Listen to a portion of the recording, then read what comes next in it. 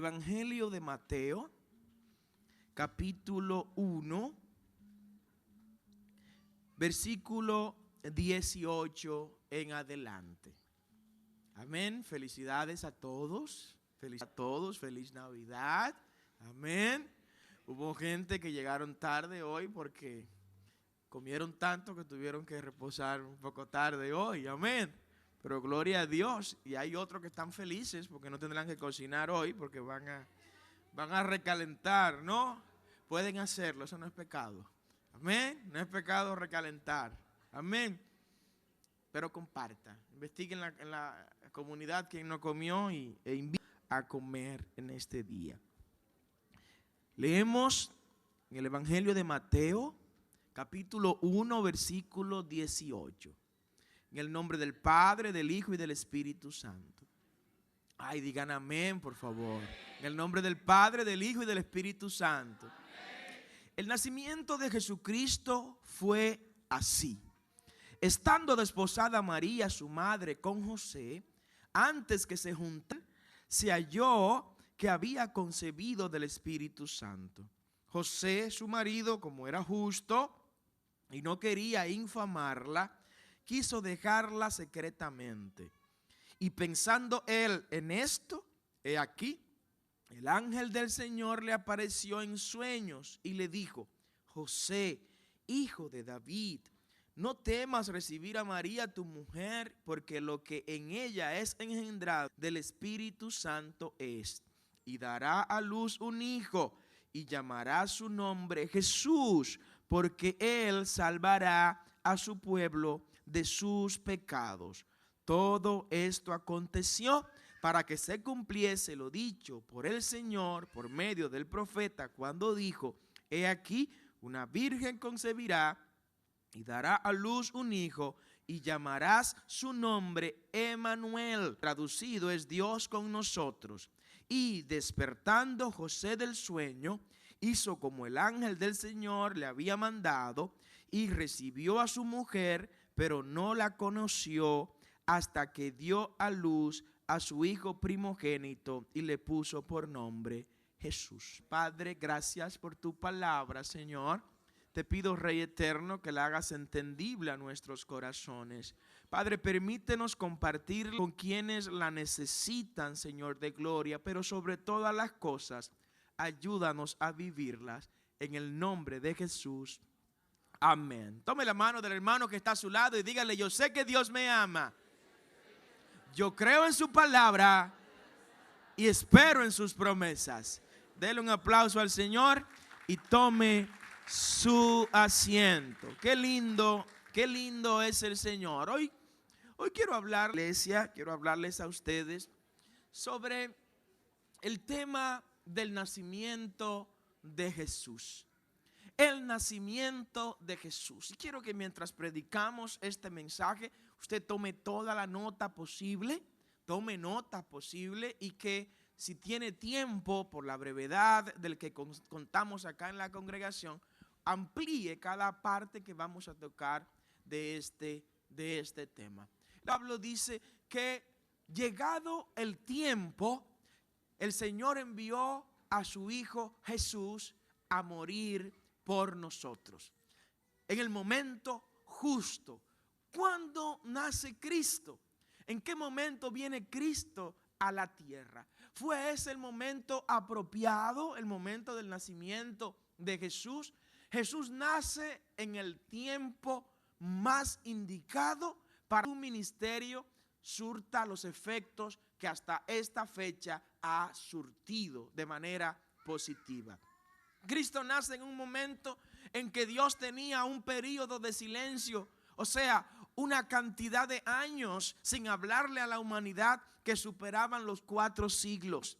Antes de Cristo llegar, el Señor había decidido por voluntad propia no hablarle a la humanidad por voz de profeta alguno. Es Malaquías, el último profeta en el Antiguo Testamento, a través del cual Dios revela su mensaje profético. Desde Malaquías hasta Juan el Bautista transcurrieron por lo menos 400 años en la historia de la humanidad. Y es entonces con Juan el Bautista que el Señor decide romper con ese silencio profético, con ese silencio divino. Y Juan el Bautista viene, como él mismo lo dice: yo soy tan solo una voz que clama en el desierto. Yo soy el que va arreglando el camino para que el que viene detrás de mí pase a través de él, porque yo no soy ni siquiera digno de desatar el calzado de sus pies. Alguien puede darle un aplauso al Señor en esta hora. Y se rompe ese silencio luego de 400 años. Y Mateo, me encanta cómo Mateo expresa y describe el nacimiento de Jesús. Mateo, que de los evangelios pertenece al grupo de los 3 evangelios sinópticos, Mateo, Marcos y Lucas. Mateo es quien presenta a Cristo como el enviado prometido en el Antiguo Testamento. Cristo es el cumplimiento de las profecías de Dios. Cristo no es una casualidad que se presenta en los tiempos. No, Cristo es la respuesta exacta de Dios a la caída del hombre. Si usted se va a Génesis capítulo 3, versículo 15, ya ahí usted encuentra que la Biblia comienza a hablar de Jesucristo. Cuando en una conversación con Satanás le dice: mira, yo voy a poner enemistad entre tu simiente y la simiente de la mujer. O sea, a la serpiente le dice: la simiente tuya, tus descendientes y la simiente de la mujer, que en este caso es Cristo, tendrán enemistades. Serpiente, oye, la simiente tuya va a herir a la simiente de la mujer, que es Cristo, la va a herir en el calcañar, en esta inferior de nuestros pies. Pero la simiente de la mujer, que es Cristo, va a herir a tu simiente, que en este caso es Satanás mismo, sus demonios y quienes le siguen, le va a herir en la cabeza. Y eso ocurrió exactamente en la cruz. En la cruz, la simiente de Satanás, la simiente de la serpiente, hirió a la simiente de la mujer, que es Jesús, cuando Cristo se dejó crucificar. La simiente de la mujer hirió en la cabeza a Satanás, cuando al tercer día resucitó con poder y con gloria, y arrebatándole al enemigo el poder ante la muerte y el poder ante las tinieblas. Dale este aplauso fuerte al Señor. El hombre cae. El hombre falla, el hombre se aparta de Dios, pero Dios rápidamente promete la respuesta caída. Adán, tú caíste, pero tranquilo, que no quedarás caído por siempre. Prometo que voy a enviar a mi simiente, a la simiente de la mujer, para que te redima del pecado. De manera que hablar de Cristo no es hablar de un personaje simplemente que llega a la tierra a mitad de nuestra era, ¿no? O a principio de nuestra era, no. Hablar de Cristo es hablar de un personaje que en la eternidad ya estaba. Y quiero que anoten esto, por favor. Hablar de Cristo es hablar de una persona que en la eternidad ya estaba. Génesis capítulo 1, versículo 26, dice el Señor en un consejo de estado celestial: hagamos al hombre a nuestra imagen y conforme nuestra semejanza. Oh, gloria al nombre del Señor. Cuando usted se va al texto original, usted se encuentra con que el verbo hacer está conjugado en la primera persona del plural, que es nosotros.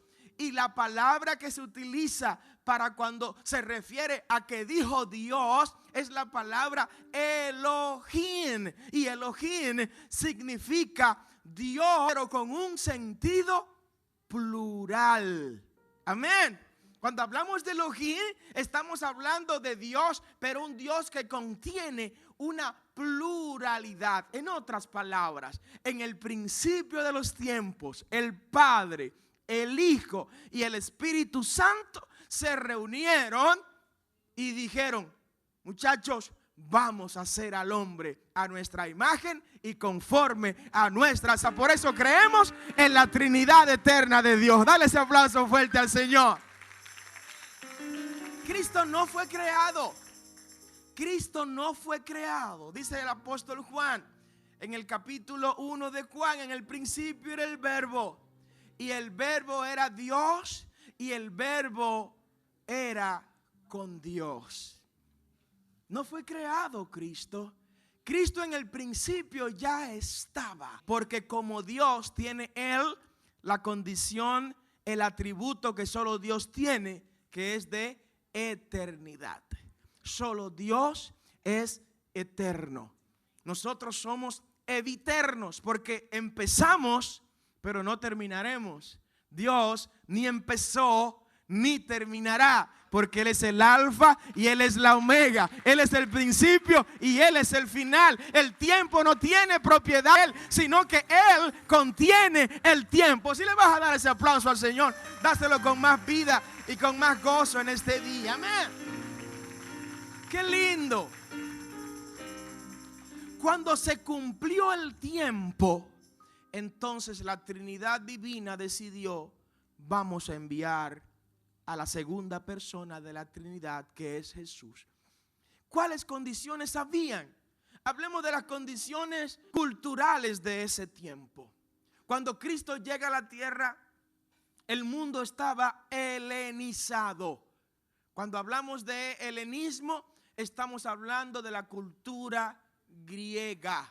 Cuando hablamos de la cultura helénica, estamos diciendo que había una cultura masificada del helenismo, y todo el que quería leer, escribir, darse a conocer, tenía que hacerlo a través del idioma griego, porque era el idioma del conocimiento, era el idioma del logos. Y eso se logró gracias a ¿qué? Gracias a que con Alejandro Magno, el imperio greco-macedonio, logró dominar la mayor parte del mundo conocido de entonces e implantó donde quiera que iba su cultura helénica. Entonces usted me dirá: ¿y qué tiene que ver eso con Jesús? Claro que sí. Cristo nace en un momento en que su mensaje evangélico contaría con una herramienta que la mayoría de la humanidad la iba a dominar e iba a comprender rápido el mensaje del evangelio, que era el idioma griego. Amén. Por eso el Nuevo Testamento fue escrito en más de un 90% en el idioma griego. Por eso usted se da cuenta que a Cristo ser judío, y a pesar de los discípulos de Cristo ser también judíos, el Nuevo Testamento ellos escogieron para escribirlo no en arameo, no en hebreo, no en latín, sino en griego. ¿Para qué? Para que el griego surtiera o fungiera como el vehículo que llevaría rápidamente el evangelio a todo el mundo helénico. ¿Alguien dice amén? ¿Se comprende lo que estamos predicando? El idioma griego llegaba a donde otras culturas no llegaban. Es como si usted quisiera en el día de hoy ir a varios lugares de República Dominicana. Bueno, usted va a tomar un vehículo que lo lleve a ese lugar. Si usted prefiere irse a pie, usted va a durar mucho tiempo, pero si se va en un vehículo, va a llegar mucho más rápido y con mayor potencia. Por eso se escogió el griego. Vamos a hablar entonces del gobierno. Hablemos del gobierno. En materia gubernamental y política, ¿qué pasaba cuando Cristo nació? Cuando Cristo nació, la mayor parte del mundo estaba dominado por uno de los imperios más poderosos que ha registrado toda la historia. Me refiero al imperio romano. Cristo nace ¿cuándo? Cristo nace bajo el gobierno de Augusto César, Octaviano, que era en términos reales el primer emperador romano, porque Julio César no fue propiamente dicho un emperador, sino más bien el gran general de los ejércitos romanos. Pero luego viene Octaviano, y Octaviano sí se erige como un emperador en Roma. Empieza como emperador en el año 27 antes de Cristo y Octaviano o Augusto César su imperio en el año 14 después de Cristo. Cristo nace bajo el imperio de Augusto César. Y estamos hablando que nace también bajo el reinado de Herodes el Grande en Judea. Aunque Cristo muere en el gobierno o en el imperio de Tiberio César, nació en el imperio o como emperador Augusto César. O sea que Cristo vio 2 emperadores romanos en sus 33 años de vida. ¿Qué características tenía el imperio romano? Hablemos de esto. El imperio romano gobernaba la mayor parte del mundo conocido.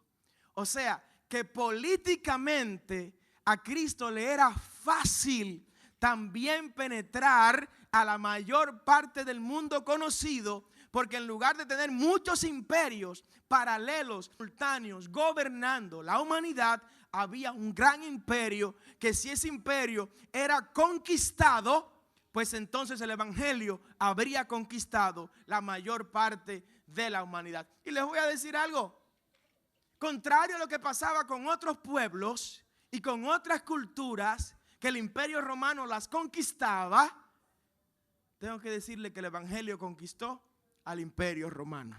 Dele ese aplauso al Señor. Entonces Cristo nace ¿cuándo?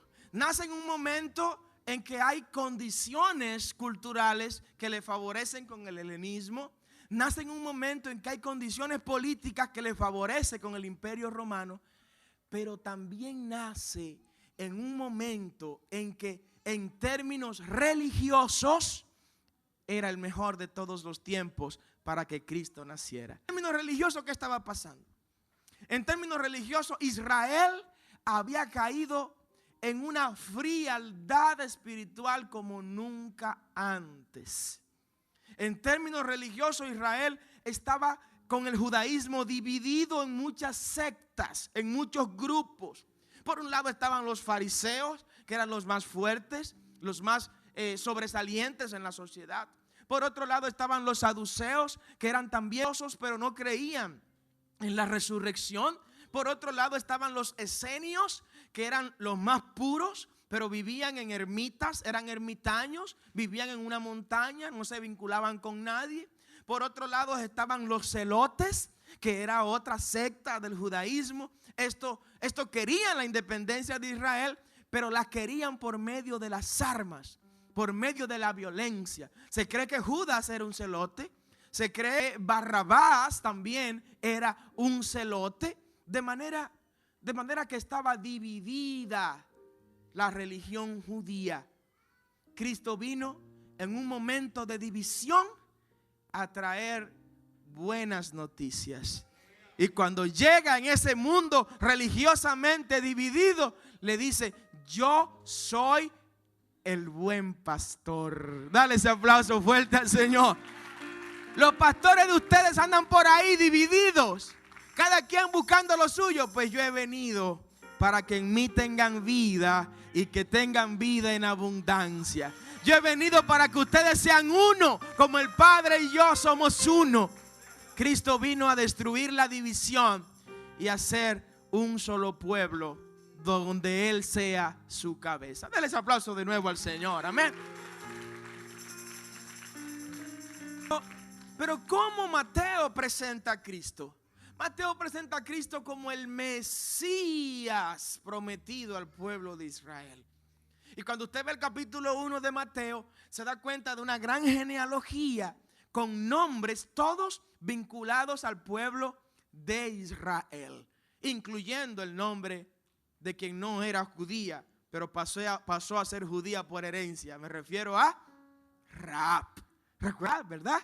Aquella mujer ramera que le dio cobijo a los chicos que iban a entrar a Jericó. Pero por lo que hizo, luego pasó a formar parte de la genealogía a través de la cual Cristo llegó a la tierra. Mateo presenta a Cristo como el cumplimiento de todas esas profecías. El Antiguo Testamento está lleno de profecías mesiánicas. Repítale al hermano que está a su lado, profecías mesiánicas.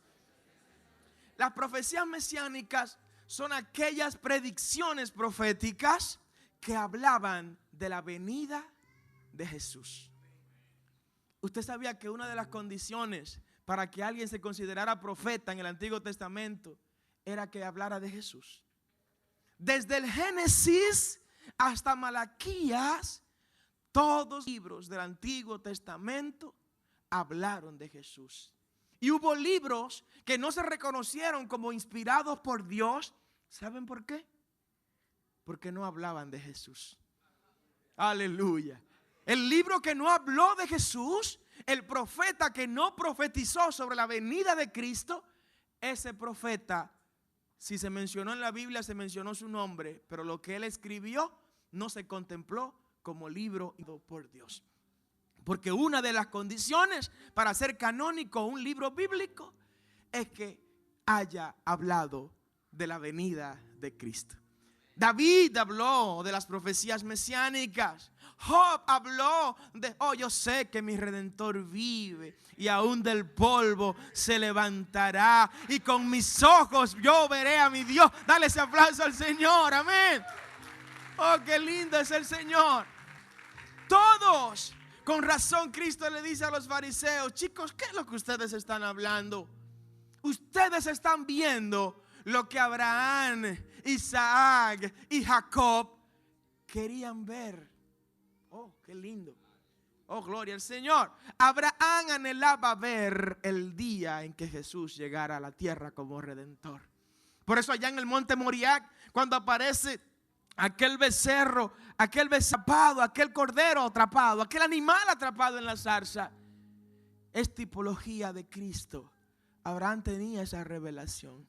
Abraham sabía que cuando hiciera falta el sacrificio perfecto, Jehová Jireh, Jehová se proveerá de un becerro indicado, del animal, del cordero tal vez puro, inmaculado, para que sea lo propiciado para el sacrificio perfecto. Abraham sabía que el cordero inmolado vendría en algún momento, pero ya no para el sacrificio de Isaac, sino para sacrificarse por toda la humanidad, por ti, por tus hijos y por los hijos de tus hijos. Amén. Por eso Cristo le dice, disfrútenme, disfrútenme, porque sus padres querían verme a mí y ya ustedes me están viendo. Soy mayor que sus padres, mayor que Abraham es el que está hablándoles a ustedes, dijo Jesús. Amén. Cristo nace profetizado.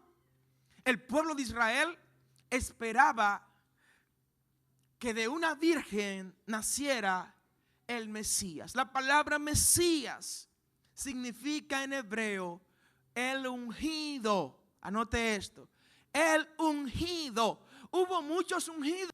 Cada rey de Israel fue un ungido. Y un es un artículo indefinido, ¿verdad? Para los que saben y recuerdan gramática.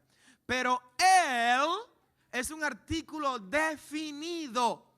Cristo era y fue el ungido, el Mesías, que en griego es el Cristo. Por eso somos nosotros cristianos. Seguimos al Mesías. Dale ese aplauso fuerte al Señor. Amén. Cristo nace de una virgen como fue prometido en el libro de Isaías. He aquí que la virgen concebirá y dará a luz un hijo y llamará su nombre Emmanuel, príncipe de paz, consejero, Padre eterno, Dios bueno. Su reino no tendrá fin y su gobierno será sempiterno. Amén. Así nace Jesús. Y en Israel, antes de Cristo, yo quiero que usted sepa que cada vez que una virgen iba a dar a luz, toda la comunidad estaba a la expectativa, porque cada virgen era candidata a ser la madre del ungido. ¿Dicen amén? Cada vez que una mujer iba a dar a luz, toda la comarca estaba en expectativa y decía, esa mujer puede ser la madre del Mesías prometido. Qué privilegio tenían las vírgenes de Israel, Marcelina. Qué gran privilegio que ellas pudieran ser esa candidata. Pero se encontró en el momento político, en el momento religioso y en el momento cultural, se encontró a una virgen indicada llamada María. No mal de María, por favor. Por favor. Los evangélicos tenemos ese problema y es que hablamos mal de María. No, María es bienaventurada entre todas las mujeres. María no ascendió a los cielos. María murió como mueren todos los seres humanos. María tuvo más hijos, dice el Evangelio de Mateo. María, luego de tener a Jesús, vivió como esposa en la intimidad con José y tuvieron hijos y vivieron y tuvo una vida normal y natural. María está donde están todos los que esperan ser levantados en la resurrección. María la veremos en el cielo y cuando lleguemos al cielo de manera personal, yo pienso darle las gracias porque no abortó a Jesús. Amén. Le diré gracias, gracias porque lo dejaste nacer. Gracias porque a pesar de que te embaste por la acción del Espíritu Santo y que socialmente pudiste haber sido muy cuestionada, gracias porque no cediste a los cuestionamientos de la sociedad y como quiera dejaste nacer a Jesús. Y Jesús salvó a todos los que estamos acá en este día. Amén. Oh, gloria al nombre del Señor. Probablemente si hoy eso le ocurre a una virgen, a una joven, lo primero que va a buscar a aquellos que están promoviendo el aborto para ese problema, entre comillas. Amén. Le diré gracias a ella cuando ella resucite, porque no ha resucitado todavía. Cuando resucite con los muertos y que vayamos al cielo, le daré las gracias por eso también a María. Cristo nace 4 o 6 años antes de Cristo. ¿Alguien comprendió lo que dije? Cristo nace 4 o 6 años antes de Cristo. ¿Cómo va a ser, pastor? Nació antes de él. Hay un error en la colocación del año del nacimiento de Cristo. Hay un error y quiero aclarárselo a ustedes. Dionisio el Exiguo, que fue un monje católico, un religioso católico de la Edad Media, calculó la fecha de Cristo, del nacimiento de Cristo, para comenzar a fijar el calendario romano que iba a regir a partir de que Roma acepta al cristianismo como su religión oficial. Y en ese cálculo que hace Dionisio el Exiguo, cometió un error. Y es que le restó 4 o 6 años al nacimiento de Cristo. Pastor, ¿y cómo se deduce eso? Bueno, vamos a ver lo siguiente. Cosas que ocurrieron cuando Cristo nació. La primera cosa que ocurrió cuando Cristo nació, ¿qué cosa? Se hizo un censo. Augusto César había ordenado un censo a todo el imperio romano. Este censo, para saber con cuántos hombres él contaba para la guerra y para seguir conquistando otras naciones. Amén.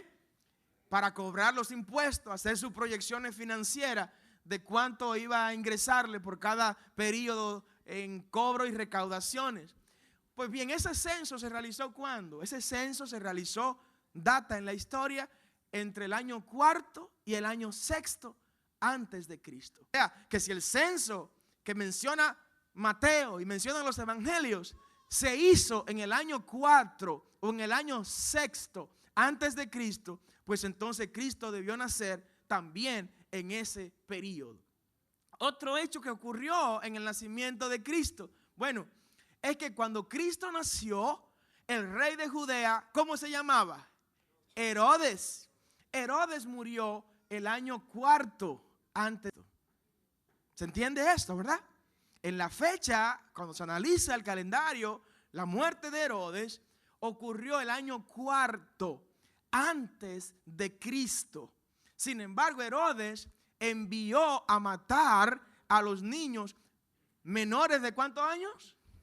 Menores de 2 años en el año 6 antes de Cristo. O sea, que Cristo para la Herodes ya tenía por lo menos 2 años de edad. Dicen amén. No le estoy enredando la cabulla, ¿verdad que no? Tenía por lo menos 2 años antes de la muerte de Herodes. Un tercer acto que ocurrió en el nacimiento de Cristo. Bueno, vinieron unos chicos desde Oriente a adorar al Señor. ¿Recuerdan esos chicos? Que ni eran magos, ni eran tres, ni eran reyes. Amén. Ni eran tres, ni eran reyes, ni eran magos. Eran sabios de la astronomía, no de la astrología. La astrología es el invento de tratar de vincular a usted con los astros y todo eso, lo demás. Cosas diabólicas que no tienen espacio en la Biblia. Amén. Eran sabios de la astronomía. Sabían cómo se llamaba cada estrella. Sabían cómo se llamaban los planetas que veían. Y esa estrella que vieron, presten atención, esa estrella que ellos vieron ocurrió entre el año 4 y el año 6 antes de Cristo. Y más que una estrella, era una conjunción, un alineamiento de dos planetas que ocurrió entre el año 4 y el año 6. Y este alineamiento de estos planetas produjo esa luminosidad que ellos vieron como la señal de que había nacido en Belén el Mesías prometido por Dios. Denle ese aplauso fuerte al Señor. Amén. Pastor, pero si estos hombres venían de Oriente, cuando hablamos de Oriente y usted se ubica en Israel, estamos hablando de Persia. Venían de Persia, eran persas, es lo que es hoy Irán. Lo que es Irán en el día de hoy, eso es Persia. De hecho, se llamaba Persia hasta el año 1960 aproximadamente. Esa Persia, ahí en esa Persia, ¿quiénes vivieron? ¿Qué gente que conocían de las profecías mesiánicas vivieron en Persia? Oh, ustedes no recuerdan que el gobierno de Babilonia se llevó unos cuantos jóvenes de Jerusalén, se los llevó para que estuvieran en Babilonia, y que luego el gobierno de Babilonia de Nabucodonosor fue derrotado por el imperio medo-persa del rey Ciro y del rey Darío. Y esos jóvenes, a decir Ananías, Misael y Azarías, conocidos por sus nombres en caldeo, que eran Sadrach, Mesach, Abednego, fueron también llevados a Persia. ¿O no recuerdan a quién fue que se le dijo desde el foso, desde el horno de fuego: no te vamos a adorar, no te vamos a adorar, rey, no nos vamos a inclinar ante ti, nuestro Dios nos va a librar del fuego? Esos jóvenes dijeron eso bajo el dominio de estos imperios. Amén. Daniel también vivió en esos terrenos y vivió en esos imperios. Pero ¿cómo se enteraron estos sabios de Oriente? Porque Daniel, Ananías, Misael y Azarías nunca se callaron de hablar de las profecías de la venida del Hijo de Dios, del Mesías esperado por las naciones. Vale la pena predicar, Vale la pena predicar. ¿Cuándo se imaginaron Daniel, Ananías, Misael y Azarías que por ellos hablar antes? Estamos hablando de siglos antes, amado. Estamos hablando de 600 años antes probablemente.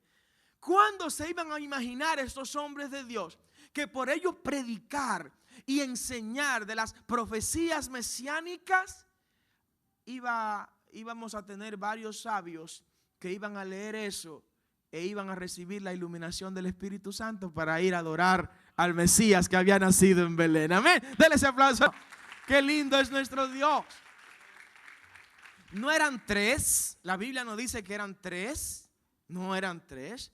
La Biblia dice que llevaban tres regalos. ¿Qué eran? Oro, que es el metal de los reyes. Amén. Como era un rey que iban a adorar, llevaron oro para darle y agradar al rey Jesús, el rey de reyes. Llevaban mirra. La mirra sirve para crear las condiciones ambientales a la realeza y el ámbito espiritual. Y el incienso, que tiene que ver con el olor fragante de nuestras oraciones que suben al cielo.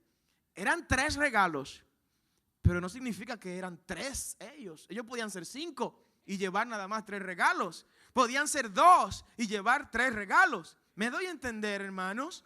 Amén. Tenemos que enseñar la palabra como es. Amén. De que derrumbemos por ahí tradiciones. No es un problema nuestro. El problema nuestro es predicar la palabra tal y como es. Cristo nace en el momento indicado, por la cultura indicada, en el momento religioso indicado, en el momento político indicado. Y nace, pastor, con la gente indicada. Apóstol Juan, a los suyos vino, pero los suyos no le recibieron. Mas a todos los que recibieron le dio potestad de ser hechos hijos de Dios. Los suyos, a los suyos, en singular, si usted ve el libro de Juan, es a su creación, a la creación que él hizo. Jesús vino a su creación, que es el mundo. Pero su pueblo, los suyos, ¿por qué los suyos? Porque fue a los judíos. Y fueron los judíos que prometieron que Cristo iba a venir de una virgen judía. Amén. Pero su pueblo no le recibió. ¿Alguien tiene duda de que su pueblo no lo recibió? Tanto así que lo condenaron a la cruz. No lo recibió su pueblo. Pero luego vino el propósito ulterior de su venida. Pero a todos los que le recibieron, o sea, a usted y a mí, que no somos judíos por la carne, que nos dio por la sangre, Él nos dio potestad de ser hechos hijos de Dios. ¿Alguien es hijo de Dios en este lugar? Que le dé un aplauso fuerte al Señor. Amén. Y Cristo nace, y nace en un pesebre. Pero aquí tenemos que derrumbar otro mito. Nace en un pesebre no porque José no tenía dinero para pagar un lugar donde diera luz María. Dice la palabra que José era un hombre justo. ¿No lo han leído en el libro de Mateo? José era un hombre justo. Y el hombre justo trabaja para mantener su familia. El hombre justo no se deja sorprender por las improvisaciones de la vida. El hombre justo guarda pan para mayo y harina para abril. Amén. Dicen amén. No se me pongan bravos los hombres en este lugar. El hombre justo no se deja arrastrar de las improvisaciones, los vaivenes de la vida. Me sorprendió este día. Me sorprendió que mi hija va para la universidad y no tengo para inscribirla ni para pagarle los meses. Me sorprendió que la doña va a dar a luz y no he comprado la cuna. Usted tiene 9 meses, amado. Y ahora fue que usted se dio cuenta de eso. Amén. Me sorprendió que me estoy poniendo viejo y no he comprado mi casa. ¿Verdad? Te sorprendió. ¿Y dónde estaba? ¿Dónde tú estabas mientras los años te pasaban? Amén. El hombre justo se planifica en Cristo y hace que Cristo multiplique los pocos panes y peces que tenga en las manos para que no lo sorprenda el invierno sin tener dónde cobijarse ante el inclemente frío. Denle ese aplauso al Señor. Amén. Ese es el hombre justo. Dice el libro de Isaías, decid, ese versículo me encanta y quiero que lo aprendan y lo anoten en su casa. Decid al justo que le irá bien. Aleluya. Porque comerá del fruto de su trabajo. El justo trabaja. The righteous work. The righteous work. El justo trabaja. El justo busca dar y no pedir. El justo busca servir y no ser servido. El justo busca entregarse y no que siempre se le estén entregando a él. Amén. El justo busca producir con sus 2 manos y no solo comer con su boca. El justo produce con una mano para él y con la otra mano produce para los demás. Amén. Sea justo.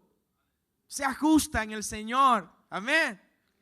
Para que podamos entonces nosotros sorprender a las ansias. ¿Por qué he hecho esta introducción para hablar de José? Porque José como justo tenía todas las previsiones para el parto de María. Amén.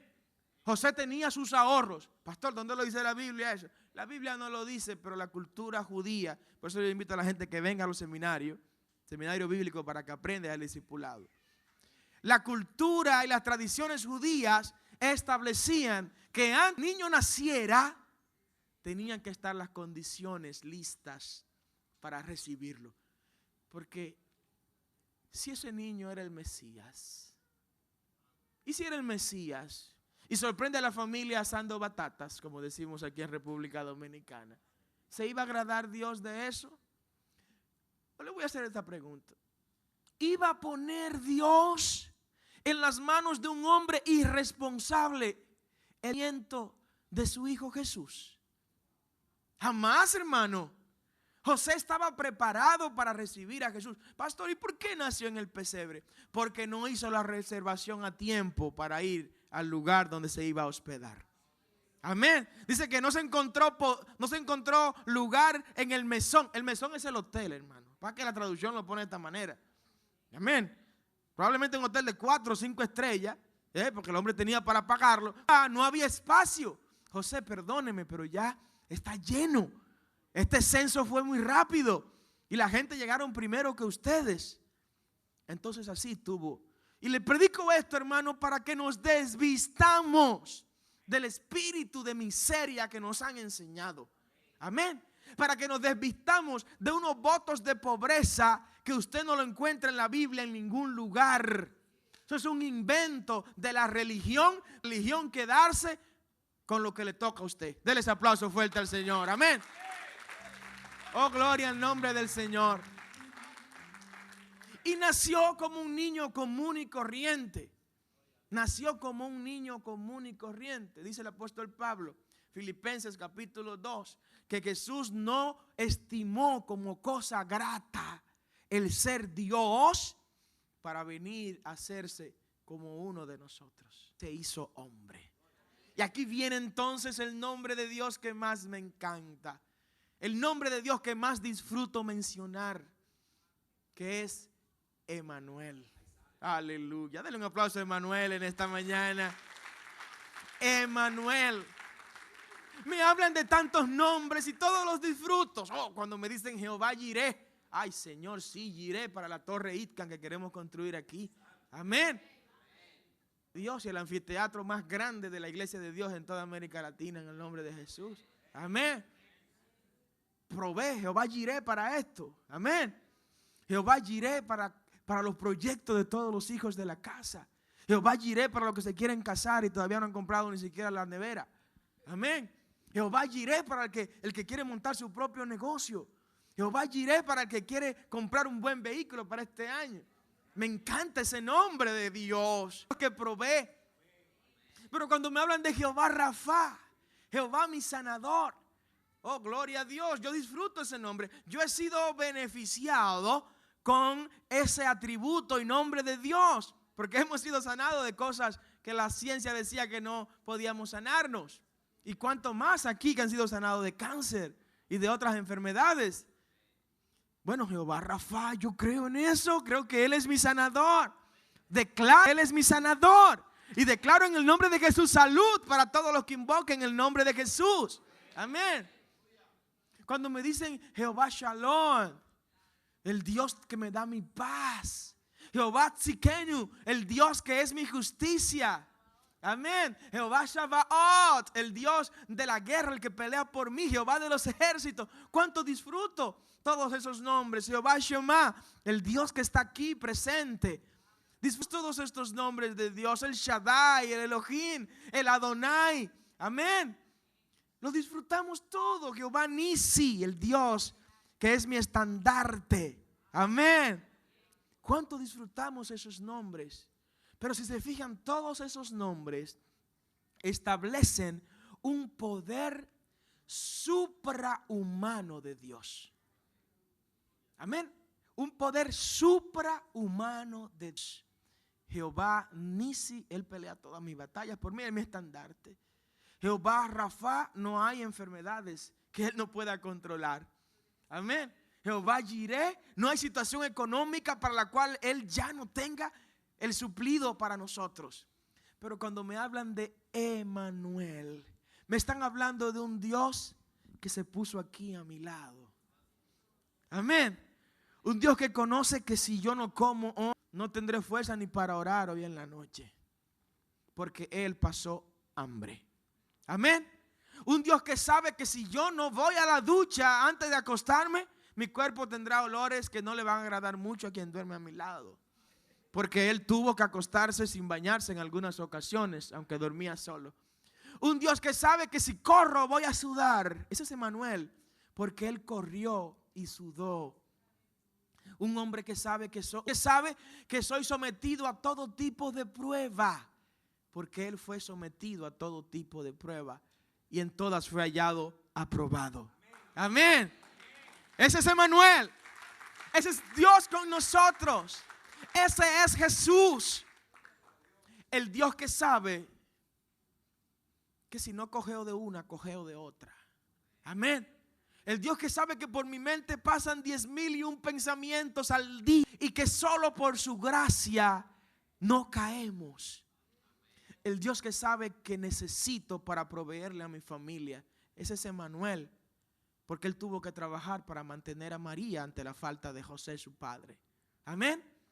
El Dios que sabe que tengo que sacar tiempo para darle afecto a los míos, porque Él tuvo que preocuparse por su madre cuando estaba en la cruz y le dijo a Juan: Juan, ahí tu madre.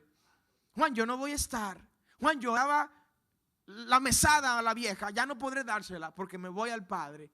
Juan, yo era el que la cuidaba a ella. Yo era la que le daba los medicamentos a María, porque María se enfermaba. María no era divina. María era una humana, una mujer común y corriente que halló gracia delante de Dios. Y ante la posibilidad de Cristo dejar a María sin su protección de hijo, le dice a Juan: Juan, atiéndeme la vieja, por favor. Amén. Porque ya yo no voy a estar aquí con ella. Ese es Emmanuel. El que conoce tus debilidades.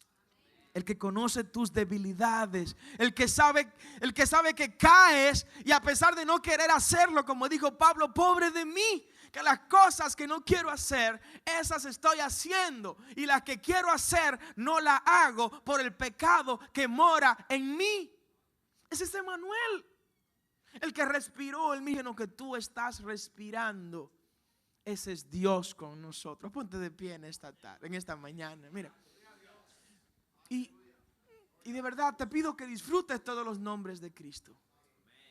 Disfruta todos los nombres de Dios. Conoce todos los atributos de Dios. Pero quiero que, al igual que tu pastor, a disfrutar de Emmanuel. Emmanuel, el que te toma de la mano. Emmanuel, el que tenía callo en las manos de agarrar el martillo, el serrucho, de clavar los clavos. Amén. Emmanuel, del que su ropa se ensuciaba. Emmanuel, del que había que lavarle los pies cuando llegaba a la casa, porque sus pies se llenaban de polvo. El Dios al que tú le sirves no es un Dios que está allá en el Olimpo, lejos, jugando y tejiéndose las trenzas y las barbas. No.